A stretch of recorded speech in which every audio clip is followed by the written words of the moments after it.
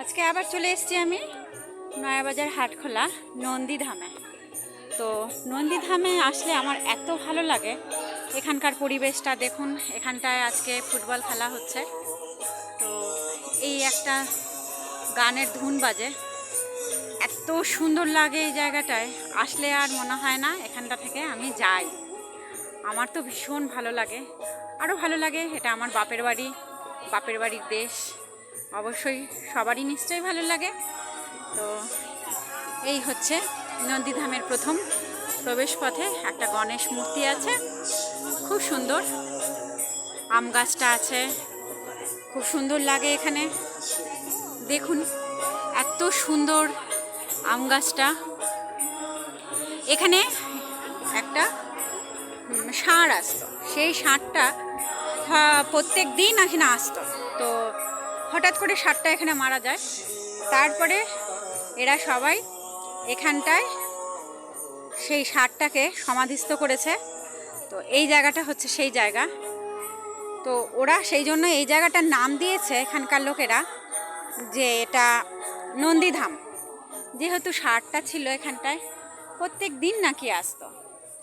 এখানে যিনি থাকেন তিনি বলেন এখানে প্রত্যেক দিন আসতো ষাঁড়টা। তো ভগবানের কি লীলা দেখুন, হয়তো সে এখানে এসেছিল এই কারণেই যে এখানে একটা মন্দির তৈরি হোক। তাছাড়া হঠাৎ করে এইভাবে সে চলেও গেল কেন? আর তারা সবাই মিলে এখানকার লোকেরা এখানটায় সমাধিস্থ করেছে তাকে। তো সত্যি খুব আশ্চর্য এইসব জিনিস যখন চিন্তা করা যায়।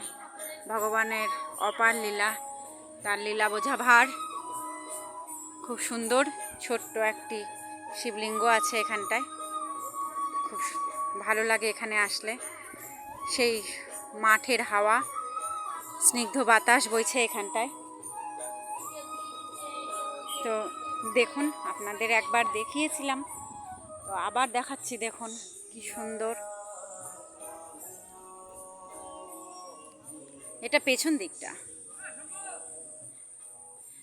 এত সুন্দর করে ওরা সাজিয়ে রেখেছে জায়গাটা।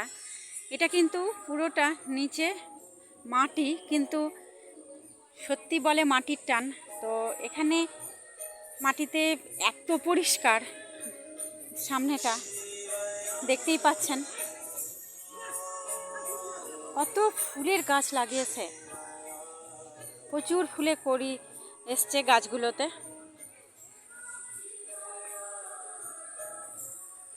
ওম নমঃ শিবায়। চলুন তাহলে আমার এখানেই এটা সব শেষ করছি আমার ভিডিও।